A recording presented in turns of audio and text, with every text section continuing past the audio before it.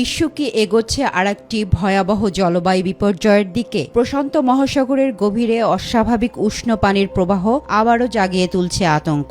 বিজ্ঞানীদের সতর্ক বার্তা, শক্তিশালী এল নিনো ফিরে এলে বিশ্বের বহু অঞ্চলে দেখা দিতে পারে তীব্র তাপপ্রবাহ, খরা, অতিবৃষ্টি ও ভয়াবহ বন্যা। ঝুঁকির বাইরে নয় বাংলাদেশও।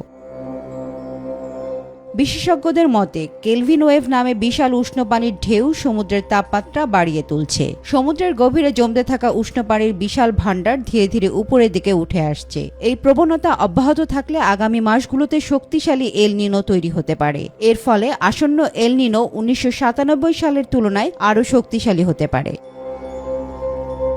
ইতিহাস বলছে শক্তিশালী এল নিনো কখনোই শুধু একটি আবহাওয়া ঘটনা নয়, এটি ডেকে আনতে পারে রেকর্ড তাপমাত্রা, দীর্ঘস্থায়ী খরা, ভয়াবহ দাবানল, অতিবৃষ্টি এবং কৃষি উৎপাদনে বড় ধরনের বিপর্যয়। ফলে দেখা দিতে পারে খাদ্য ও পানির সংকট। এর প্রভাবে জুন থেকে আগস্ট পর্যন্ত বিশ্বের বড় অংশের স্বাভাবিকের চেয়ে বেশি তাপমাত্রা বিরাজ করতে পারে, যা নভেম্বর পর্যন্ত স্থায়ী হওয়ার সম্ভাবনা রয়েছে।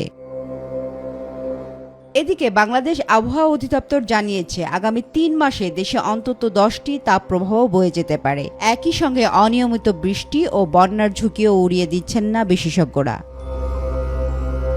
তবে সম্ভাব্য এই সুপার এল নিনো কতটা ভয়াবহ হবে তা নির্ভর করবে এর স্থায়িত্ব এবং এর তীব্রতার উপর। পরিস্থিতি নিবিড়ভাবে পর্যবেক্ষণ করছেন বিশ্বের জলবায়ু ও আবহাওয়া বিশেষজ্ঞরা।